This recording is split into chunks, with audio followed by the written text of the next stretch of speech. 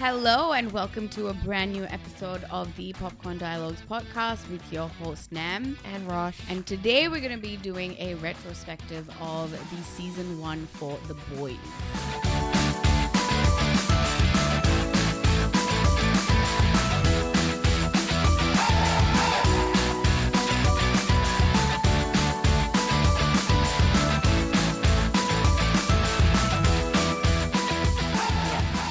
We're heading into the final season, and I don't know, there's lots to talk about in preparation. Yes, absolutely.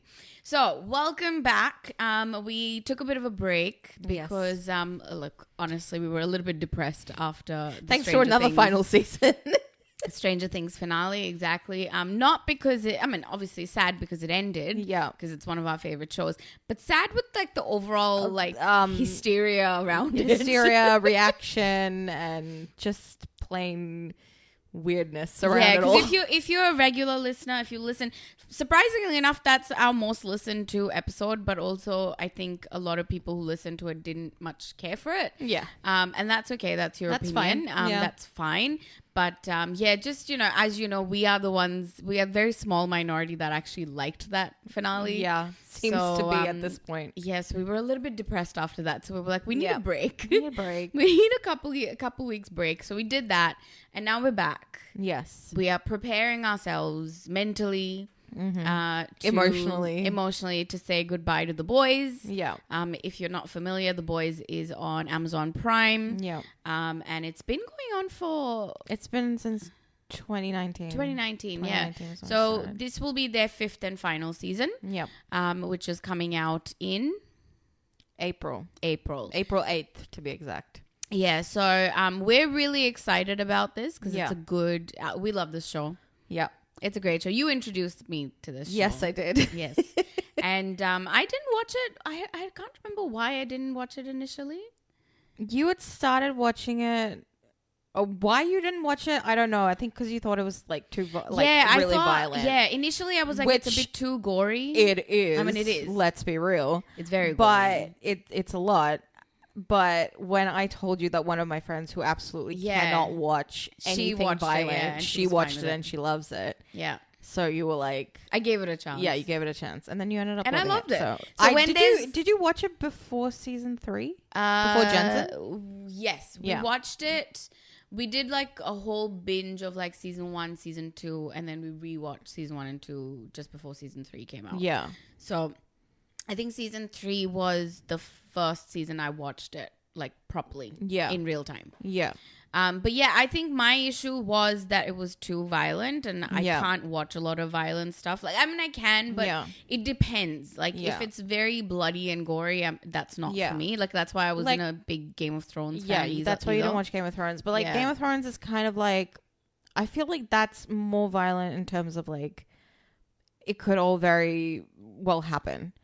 Whereas, The Boys is so balls to the wall insane that it's insane. Like, I don't physically know if that's possible, but let's just go with it. Exactly. It's insane. It's pure insanity, and I kind of love it. Yeah. When there is something overly gory on screen, I kind of turn my face away. Yeah. So, I mean, it's fine. So I think...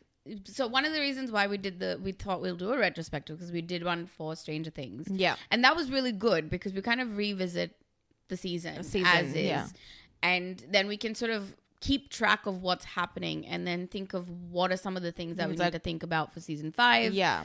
What are some storylines that might pop up? What are some references that might pop up in season 1 that we might see again in season 5? So I think personally, when you're coming into a season finale, I think doing a retrospective is a good idea. Yeah, it's good. I think, it, as you said, it helps you lay out everything that has happened, everything that you have questions about still and you think that needs to be answered. Yeah. And for the most part, I think we got like something good out of that from doing the Stranger Things one. So I'm excited about doing this with The Boys. And The Boys, as we said, is one of our favorite shows. It's one of my favorite shows. And I'm just excited to watch it again because I feel like I haven't done a rewatch of it in a long time. We haven't done a rewatch of it in a very long time. And I'm especially excited to finally get to season 4 because I've only watched season 4 as it aired. Yeah. And I haven't rewatched it. Same. So I really don't remember much, which is weird for me. Like I know, I remember things. I remember very clearly how it ended because that was quite an ending. Yeah. But yeah, I can't remember much of the season. season. We're here to talk about season 1. Yes, we're talking about season 1. We're starting with season 1. So if you haven't watched this show, by all means, you can go switch this off, go watch it, come back and listen to us if you want. Yeah. I would suggest watch it. It's a great show. It's so good. The premise of it is very interesting. It's I think it's good to note that when the show started, we were sort of in the middle of the superhero franchise hype. We were in the middle of Marvel and DC stuff, mostly Marvel. Endgame had sort of just was coming out. Had already come out. Yeah. And so, there was this mania. So there was this space that I feel this filled. But it did it in a very interesting way because this is not your traditional superhero content. This is not like the good guys. The superheroes are the bad guys. Yeah. Which I think just off the bat is so insanely good as a premise. Amazing, I think it's great. Yeah. Like when that first trailer came, like even before that, I remember them being at the New York Comic Con, maybe.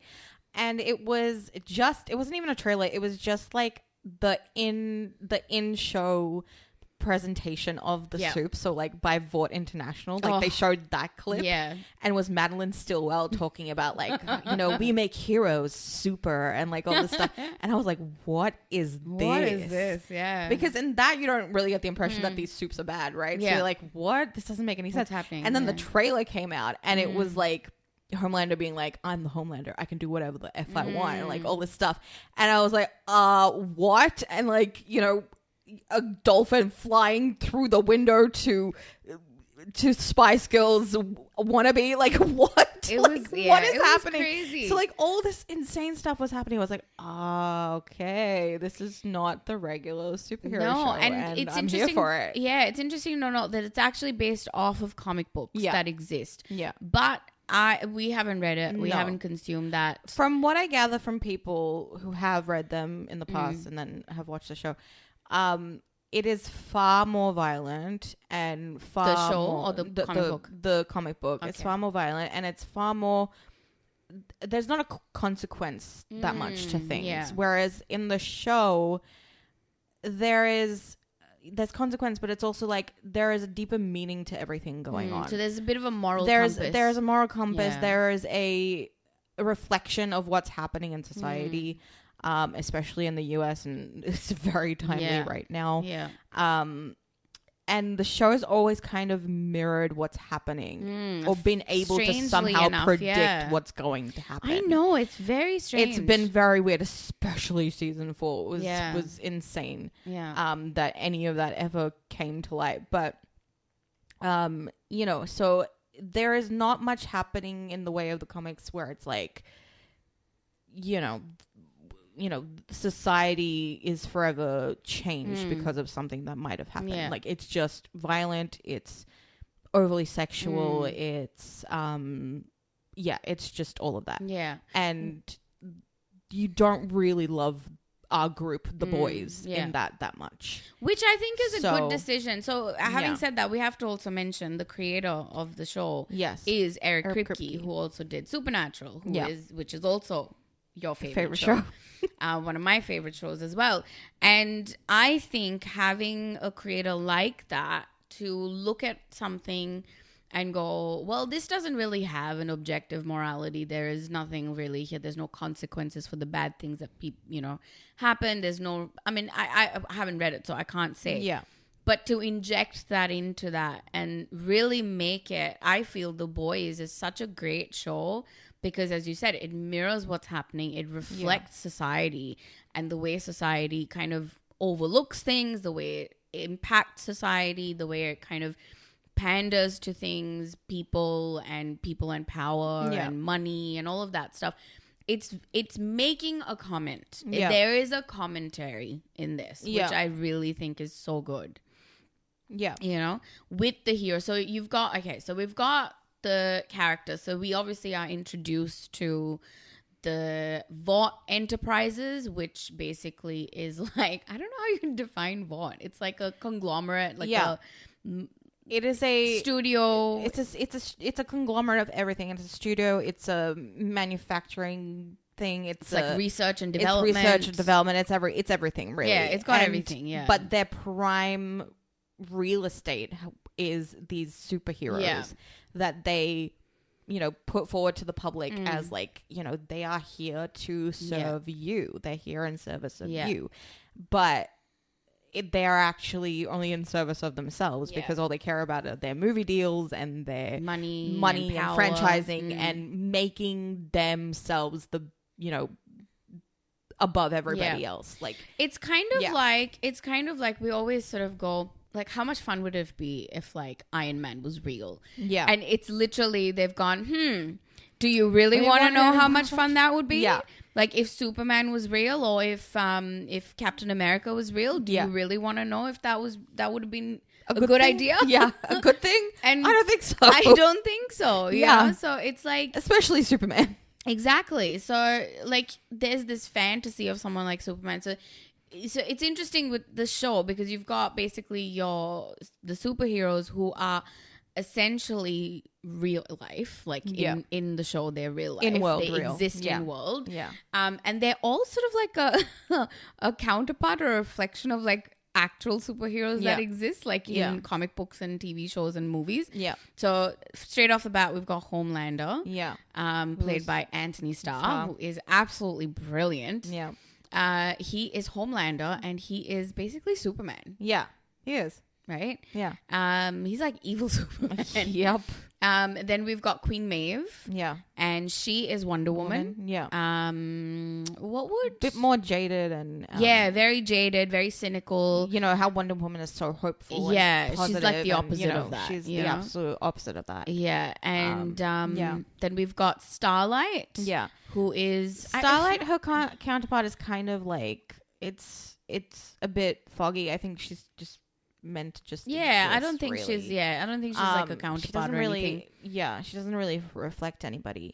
But we've got the Deep who reflects Aquaman because he's got, as he says, fish mouths. He can talk to fish. He's got gills, all this stuff. And then we've got A-Train who is like the Flash. Yeah. So what about Black Noir? We don't really Black Noir is like he's supposed to be like, I don't know. They did. I can't remember who they were trying to go off, but there was like elements of Batman in terms of like his gadgets and things like that. But then like of other, like he's a bit of a mix of different people. So, yeah.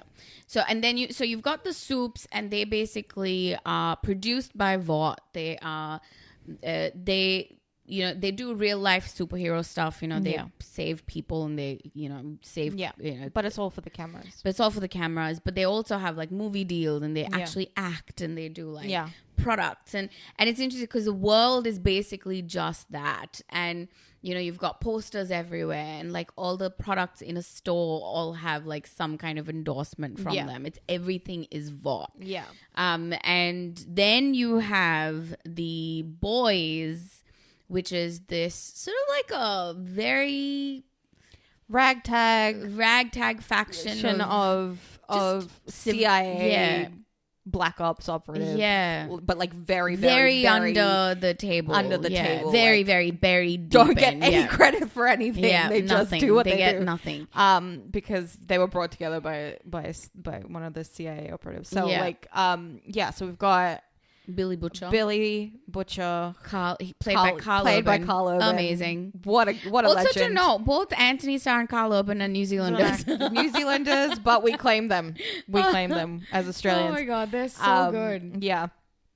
They remember when Carl Urban came to Australia and he's like, this is home technically. He's like, when you go to New Zealand, it's literally the same. He's like, it's the same thing. It's just prettier. It's just prettier than Australia. Yeah. But so Billy Butcher played by Carl Urban. Yeah. We've got the wonderful Huey Campbell.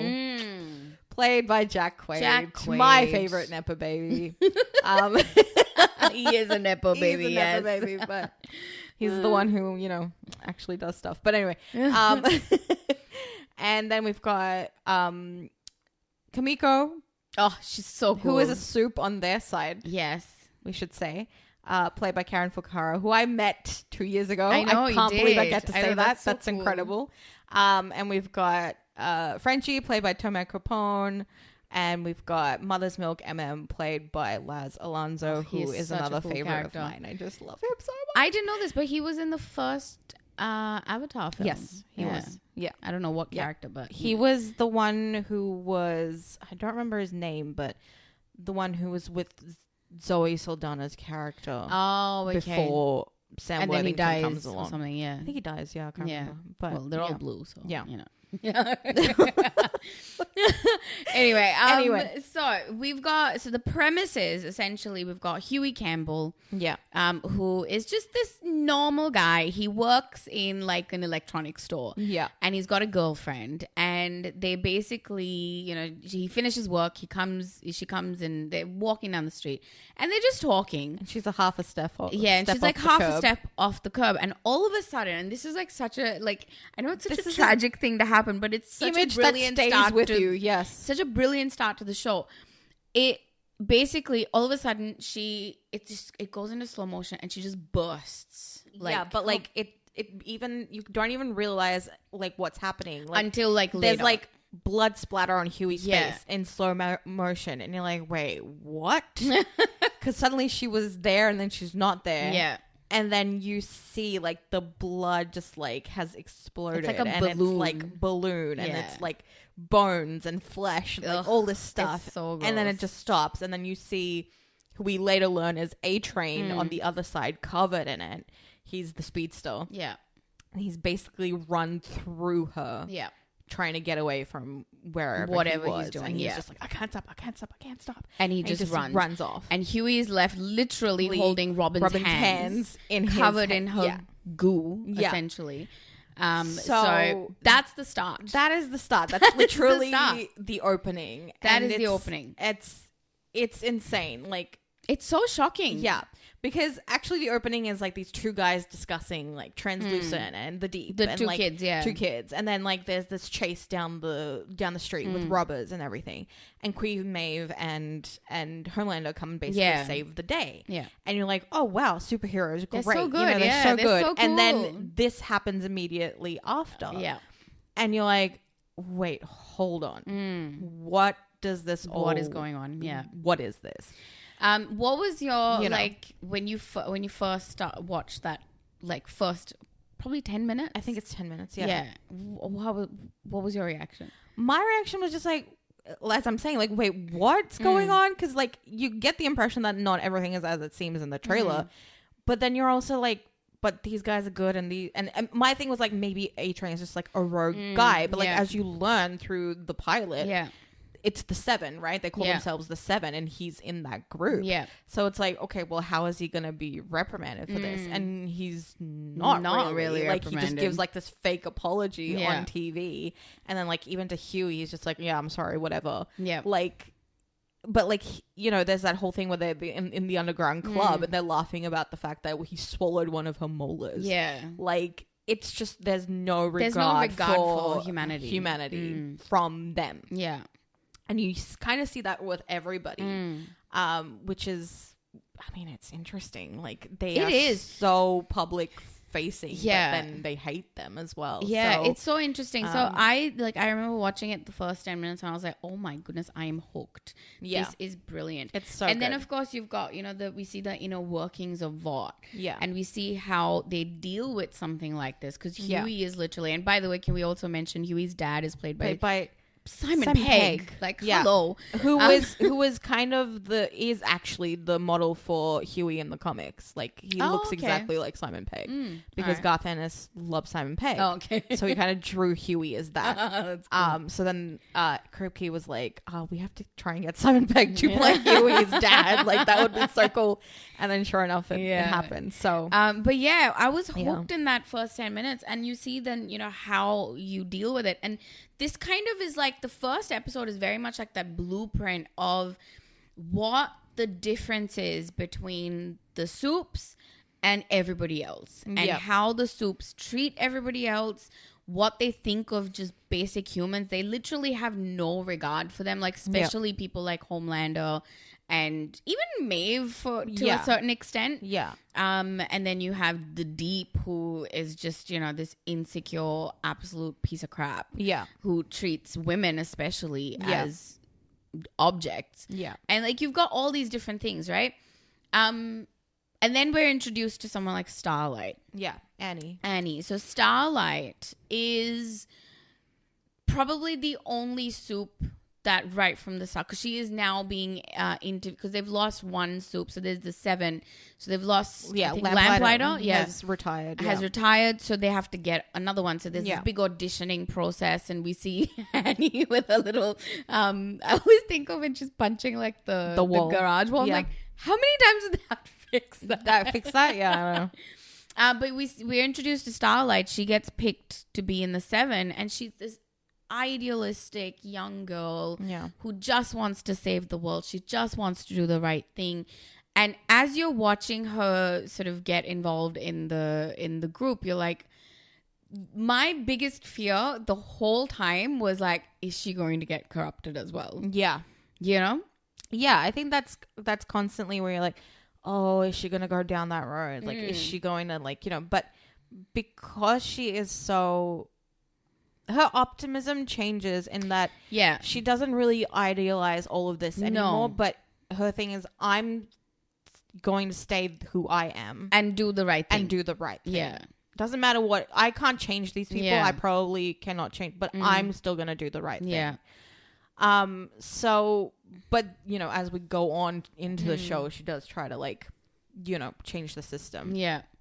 But in this first season, she very much is under that thing of, like, she's been under the constant illusion that the soups were, you know, this amazing thing, and to be a part of the 7 would be like this amazing dream come true. You know, call to like protect people and all this stuff. But it's just an illusion. Like it's just created, like she says, like it's just all created by the marketing guys. Yeah. You know, so, and also there's a very strong political thread through the whole show. Yeah. And we see that this season, specifically in this season, with Vough's involvement with Congress. They're involved in like different, so they basically place superheroes in different cities, and the cities have to pay Vought to have those superheroes in there to, you know, help with crime or whatever it is. And so they are, you know, liaising with congressmen, they're liaising with mayors, they're liaising with politicians, and then the other aspect is also, and this becomes part of the major storyline, they're trying to get soup into the defense force, into the military, into the military. So so that's a bill that's on the Senate floor in season 1, basically. Exactly, and that becomes part of the big storyline for season 1, essentially. Because through that we realize, because one of the myths around this is that these people were born this way. And there's this overt Christian, like, you know, chosen by God. These people are gods, you know. And these are they're God-given gifts and powers. And then we find out through, you know, Huey joining the boys in the investigation into A-Train, and because they want to basically try and get A-Train. They basically find out that these heroes were not born this way. They were actually created. By injecting them with a substance called Compound V. Compound V as babies. And so that becomes another thing. And that Compound V storyline kind of carries on into further seasons as well. But it's really eye-opening. Like, you all of a sudden, like, everything is kind of like, this curtain is like falling away. Especially for someone like Huey. Because we find out that Huey was a huge fan of A-Train. And well, huge fan of all of them. Really. All of them, but like A-Train specifically, like he was a big fan of A-Train. And can we just talk about A-Train a little bit? Because like, we can start getting into characters. Let's get into characters. So one of the things about A-Train, so straight off the bat, we hate him in this season, right? You hate him in basically the entire show. A-Train played by Jesse T. Usher, who is a great actor. A-Train is awful in season 1. He is awful in season 2. But then something starts to happen in season 3. Yeah. And then season 4. Like, by the end of season 4, you love him. You love him. Like, to go from, and I guess we're just kind of like projecting, but like we'll get back to the point of season 1. But like in season 1 where you hate him so much. I wanted him to die. Right? You want him to like absolutely like die. He starts having a heart attack in the season finale and you're like, let him die.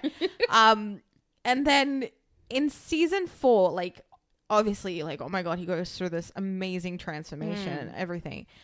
And then, so we should say that there is also a spin-off show called Gen V. Gen V, yes. Which is about the college-aged Soups. And we probably won't get into that because we won't have time. Yeah. We're just doing The Boys right now as a retrospective. But the point is, he shows up at the end of that. And we like literally leaped out of our chairs and so cheered that, oh my God, A-Train is here to save the day. And I was just thinking about it. I remember like that episode finished of Gen V and I was just like, to go from hating this guy in The Boys season 1 to absolutely loving him to the point of cheering for him now. I mean, that is great development. That, I'm still prepared for him to die. Oh yeah, in like season 5. I'm expect that he probably will. Yeah, I expect that he probably will. I don't want to keep him alive and give him a chance to mess up again. Yeah. But anyway, that's a great character development. Yeah. But we are talking about strictly season 1 right now. So we get A-Train, who's basically, essentially Vought comes to Huey and they say, we're going to give you some money, and he says, I don't want your money. Yeah. I want A-Train to apologize. Yeah. I want an apology. Yeah. And they don't care. Yeah. And Butcher finds Huey and he's like, he basically lies to him. I'm FBI. He's like, what? I can't immigrate. And he's got this thick, like, British Cockney accent. Yeah. And Butcher also has his own backstory as to why he got involved. So essentially what happens is they kidnap, by mistake, really. They kidnap Translucent. Yeah. Well, they kill him, quote unquote, first. Yeah. But then he doesn't die. And they're like, oh, okay. Now what do we do? So now they kind of have to manipulate him into information about Vought and A-Train and everything. Yeah, so he's the one that gives them a lot of information about A-Train. And we find out that A-Train's actually addicted to Compound V. Yeah. And as a result, he's kind of very, very overly reckless and, all of that stuff. But coming back to someone like Butcher, because we're getting into characters now. Butcher is another sort of, I would say Huey is like your main character. Yeah. But like Butcher is probably your other main character. Yeah. And Butcher is a very interesting one. Yeah. Because his backstory is really, really tragic. Yeah. And it has an impact. Like Huey, yes, he lost his girlfriend. That's really sad. And that does have an impact on the rest of the show. Yeah. But not the way Butcher does. Because Butcher's past is in direct link to Homelander, who was like the big soup bag. Like he cannot untie himself from that. He can't untie himself from that. Like that was something that, the implication is that I mean it's kind of pretty obvious that Homelander assaulted Butcher's wife. Yeah. Who used to work for Vought at the time. Yeah. And she pretty much goes missing and everybody thinks that she's dead. Yeah. And that is something that has kind of been Butcher's North Star. Like, he has to either find Becca. Yep. Which he believes she's still alive because he's constantly looking at, like, security footage and stuff of her. He's like, or find a way to kill Homelander. That is his main thing. Either get him prosecuted or get him, or kill him. His whole thing comes into stark relief. His whole motive of everything that he does is in the scene. I can't remember what episode it is, but it's season 1, obviously. Him and Huey, they go to a support group. Yeah. Where the support group is for people who have been injured in some way by the soups. Yeah. And there's different people. Like, there's one girl, she's in a wheelchair. She was actually rescued by one of the soups. Yeah. But what did she say? She goes, I just wish she was a bit gentle with my spine. She basically can't walk anymore. Yeah. So, like, how can you rescue someone and then damage them to this extent, you know?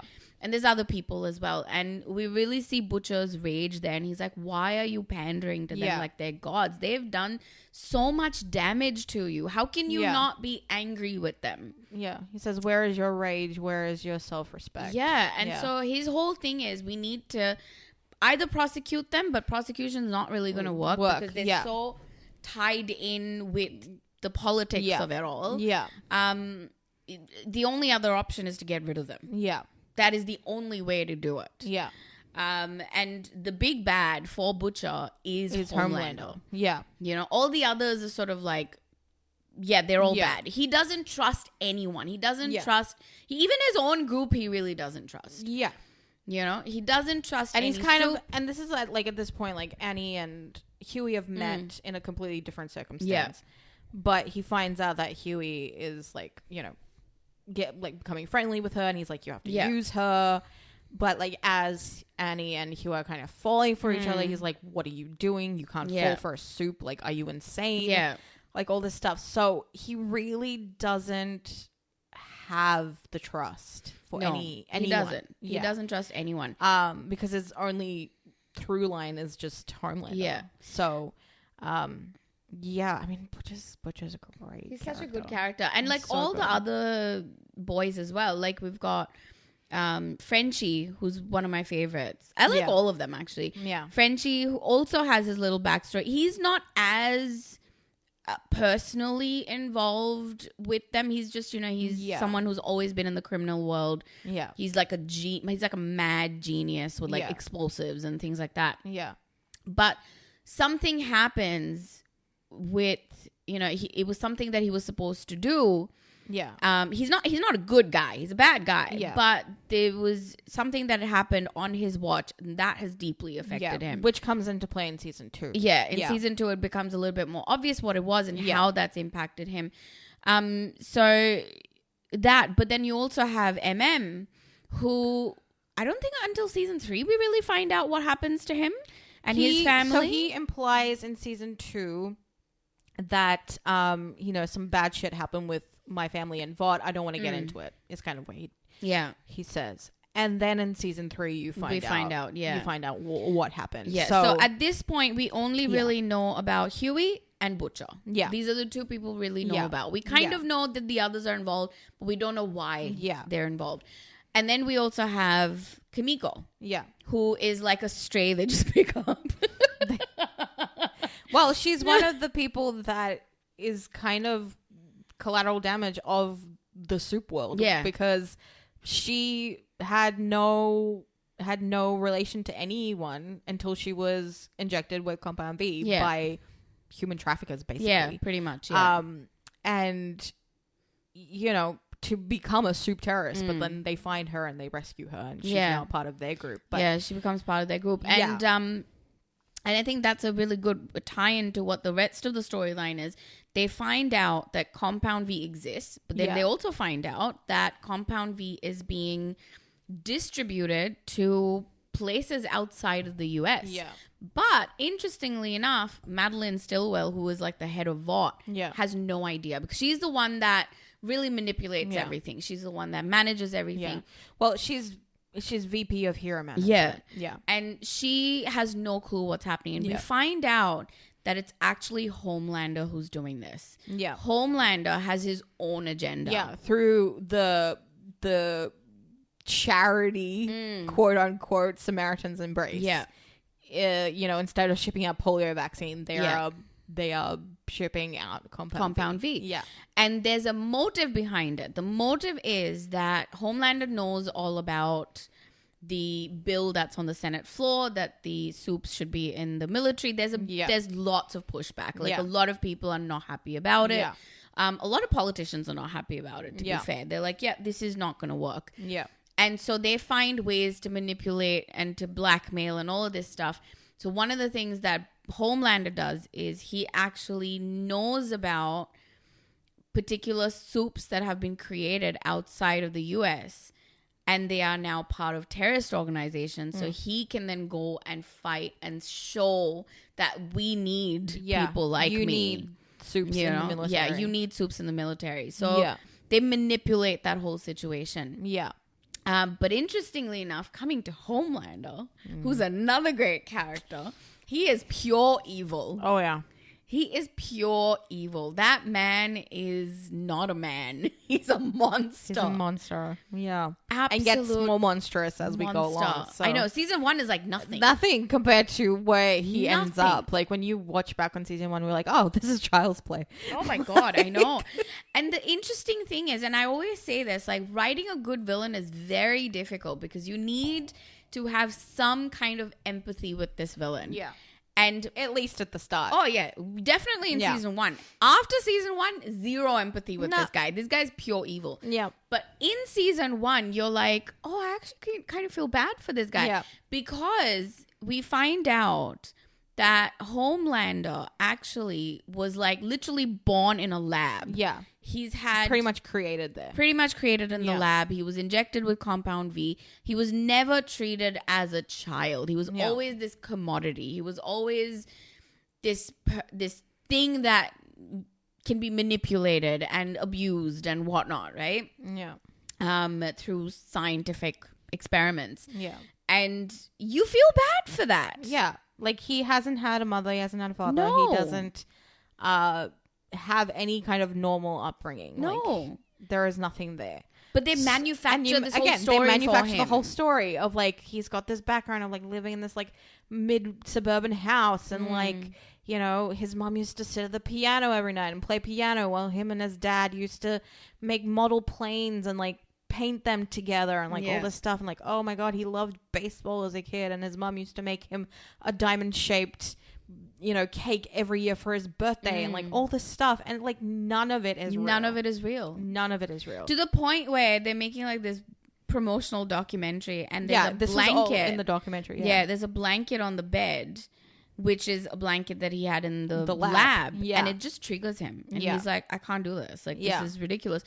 And so you do feel kind of like, okay, this is kind of sad. But then all of his actions after that are just so evil. They're just the worst. I mean, as soon as you learn what he's done to Becca, you're kind of like, oh, dude, like, no. And then but like, he still tries to get you on his side. You're like, but no, you're evil. No, you're evil. Like, we need to remind ourselves, you are evil. Yeah. And can I just say, like, Anthony Starr has done such an amazing job to make him very charming. Yeah. Like, especially in season 1. I would say season 2, 3 onwards, he's unhinged completely. Yeah. But, like, you see there's little cracks, you know, and you do feel, like, slightly bad for him. Yeah. Season 2, 3 onwards, he's just pathetic. Yeah. He's just awful. Like, this guy needs to die. Like, you laugh at his pain, you know? Yeah. But, yeah, like, he's so good in that sense. Like, and there's this... We early on in season 1 see that now the fight, like, yes, Huey is there as well, but the fight really is between Butcher and Homelander. Yeah.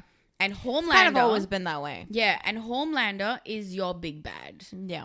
And that's the through line, basically, through the whole show. Yeah. Because Homelander is, like, your main superhero.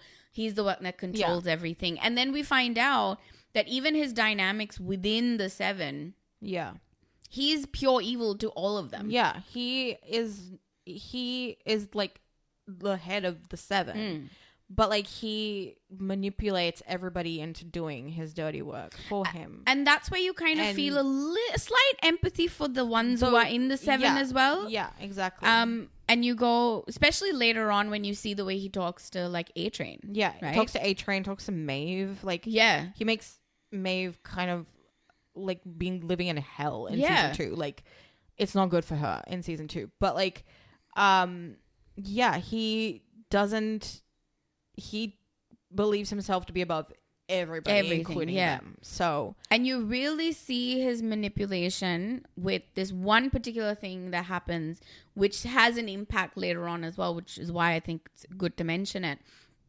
There's a particular, I think there's like a plane that gets hijacked. Yeah. And again, they kind of use this as a way to kind of go, oh, we need our soups in the military. So this is a perfect opportunity to send them. Yeah. And so he and Maeve go to help. And everything's going fine. Like, everything's doing well. They disarm the terrorists and people are like cheering for them and everything. And then, you know, they find out in the cockpit there's one more guy. And he very recklessly... lasers through him. And it lasers through the plane as well. And so the plane starts falling. Yeah. And instead of helping the people... Yeah.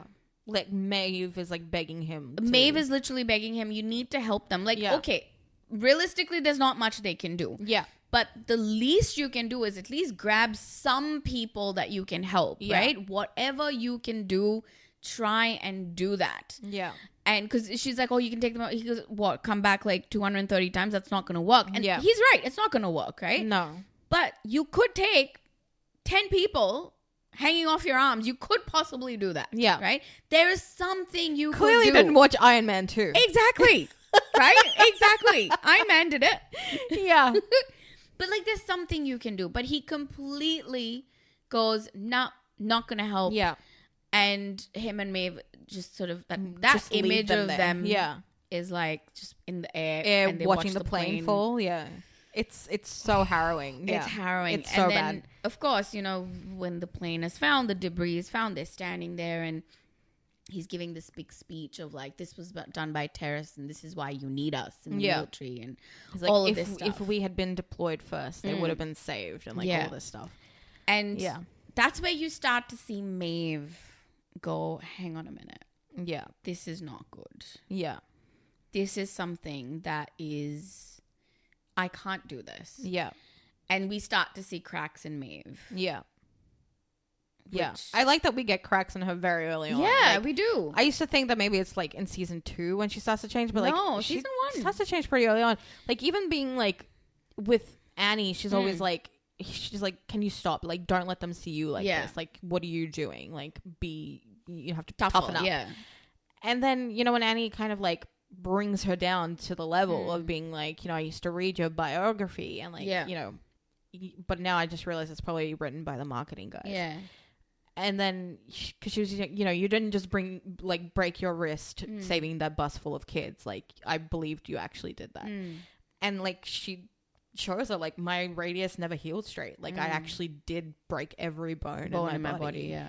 So, you know what? You're right. Like, I have changed, but like, it's kind of too late for me. So you just do you know? Maeve is kind of like what Annie could become. Yeah. And she's like a cautionary tale for Starlight.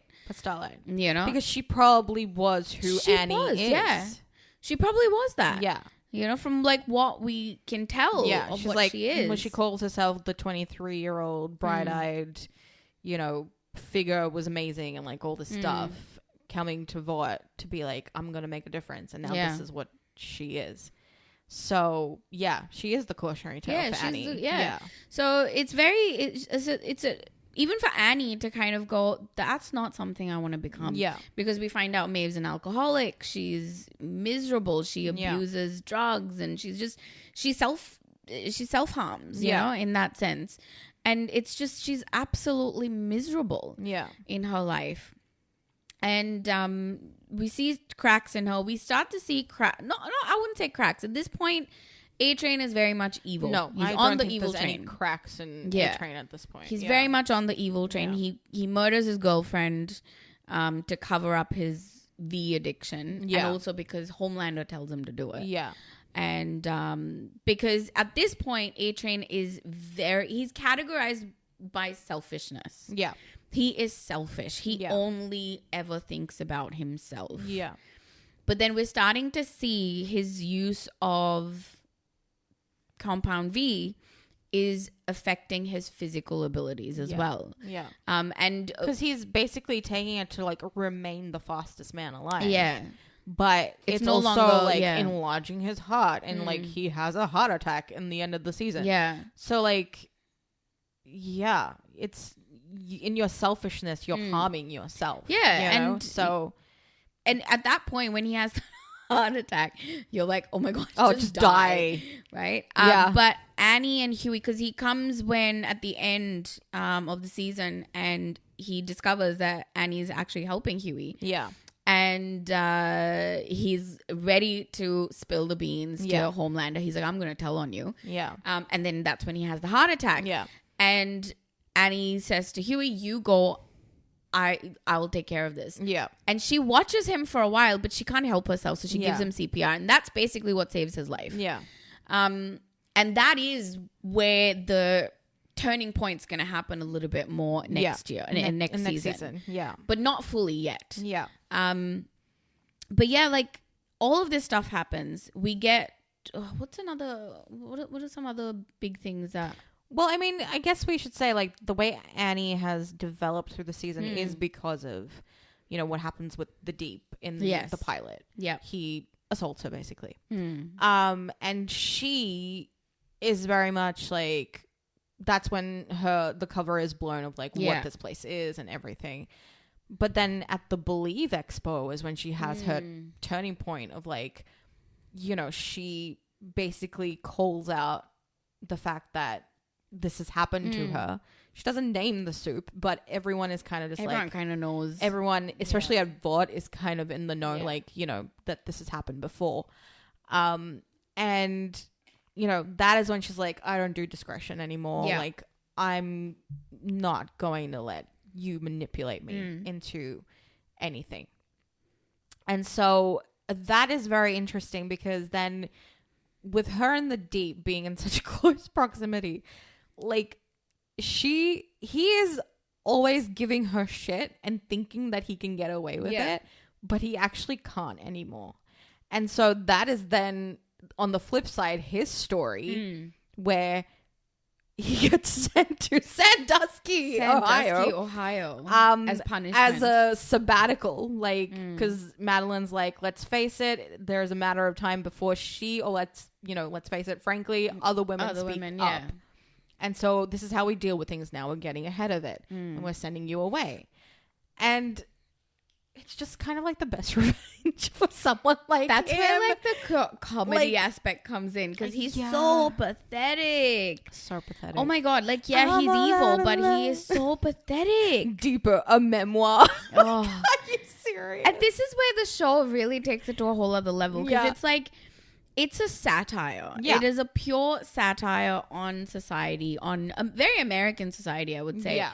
But also like wide globally as well, because like one of the things I find really hilarious, like not hilarious, but interesting is the very nationalistic tones in like the speech patterns of like the soup, especially Homelander, right? Yeah. He is like your nationalistic hero essentially, and then that later on transitions into like very Christian nationalism stuff, you know, especially that episode about the Believe Expo and stuff. So it's very much like familiar language, especially coming from the 2016 era of like the first time we had Trump and now currently like the language that is taking place in the show that is used in the show is very familiar to all of us. Yeah. So it wasn't like a shock. No. You know, to hear characters talk that way.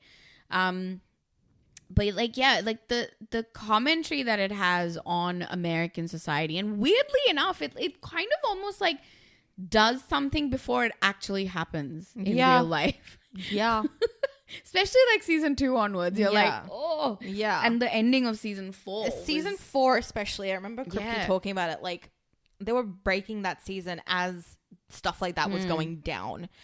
And they were just like, oh, do we pull back? Like, do we like, no, but no, we keep going. Like, this is, if there is any way to make a statement, it's like stuff like this. Yeah.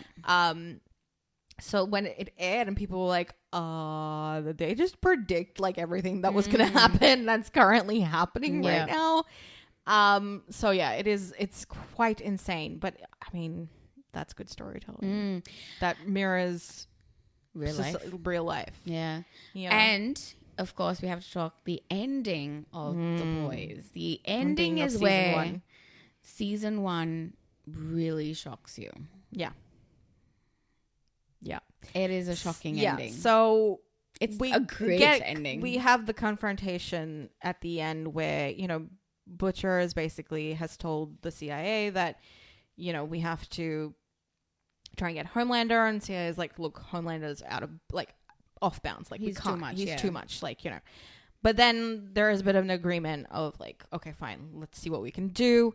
They try and get Vought. Yeah, they're trying to get Vought mostly, but you know, and so there's a whole thing of like the boys get captured and they get taken away, and then Butcher is like goes to Vought instead of and Huey goes and tries to rescue the boys. Gets captured himself, but that's a whole other thing. It's so funny. But that's when Annie comes in and the whole Atria thing happens. Anyway, so that's that part. Then the Butcher part of it is basically that he has obviously gone to Vought. He's kidnapped Madeline Stillwell, trying to get information out of her about Becca, about the whole situation, about Homelander, about everything. And his thing is like, if he can use Madeline Stillwell and draw Homelander in, then he can try and kill this guy, basically.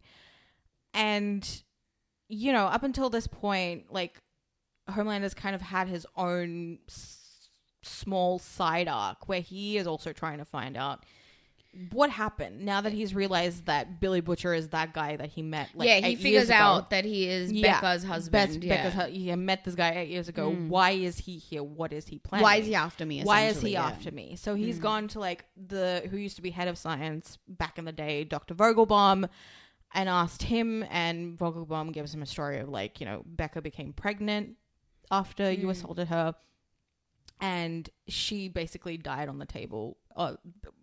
It was a traumatic birth. It was a traumatic birth. She died. The baby died. Then he asks Madeline the same thing, and she says that Becca had a miscarriage. Yeah. And so he knows that they have all lied to him. And when he comes to the house after Billy has captured her, he confronts her and says, your stories were really close, but there was one detail missing. And so I squeezed the truth out of Vogelbaum. And you know, up until this point, like Homelander and Stillwell have had this weird, very weird relationship. You know, psychosexual relationship. Like it's just all kinds of weird. But the essential thing is like she tries to control him, but she can't. She can't, yeah. And she tries to do it through like, you know, the softness and like, you know, very trying motherly to be motherly and like, but like a weird like narcissist it's very level. Creepy. And you know, very eatable of the whole thing. So like he and I think Billy is the most shocked because he kills Stillwell. Yeah, Homelander kills Stillwell. Yeah. He's like, I have no use for you anymore, and he basically burns through her skull with his laser eyes. And Billy's like, well, and he just like presses the bomb, and he's just like, well, let's just see what happens. And then basically it cuts to the end where clearly Homelander has rescued him, but he's taken him to this very like perfect suburban place. And he's like, there's something that you need to see. And then like this little child steps out, this little blonde boy. And then who should step out behind him but Becca? And Billy's just like, Becca? Like, what? Like, you're alive? Like, she's been alive this whole time. Like, he kind of believed it, but the audience is kind of just led to believe, like, she's dead. She's dead. And you're just, you know, you're just going through the motions. Like, you can't believe she's it. alive. But she's been alive. And Ryan is alive. Ryan is the son. He's Homelander's son. Yeah. He himself has powers because you see his eyes turn red. Do we see that in the end of season 1? Yes, we do. Like they slightly go red before they go normal. Okay. Yeah. And so that's the cliffhanger of season 1. It's so good. And it's just like, wait, what is happening? Such a good cliffhanger. Wait, what? Such a good cliffhanger. It's like, so good. And yeah, it's really like that ending is like, oh my gosh, this is good. Yeah. And the good thing about that ending is it actually has a whole impact on season 2, season 3, season 4. Yeah. And will definitely have an impact on season 5 as well. Yeah. Because Ryan eventually becomes quite a significant character. Yeah. So yeah, it's going to be interesting to see how some of the stuff that's happened in season 1 has continued to play out throughout the series, and then how will it affect season 5? So, yeah, exactly. Yeah. Yeah. Very exciting. Very exciting. My encouragement is, if you haven't watched it, please watch it. Yes, it is very violent. It's not a show for kids at all. God, no. So if you have kids, not watch please don't watch it with while them. they're around. Yeah. And just because you think it's a superhero show, it's for kids, it's not.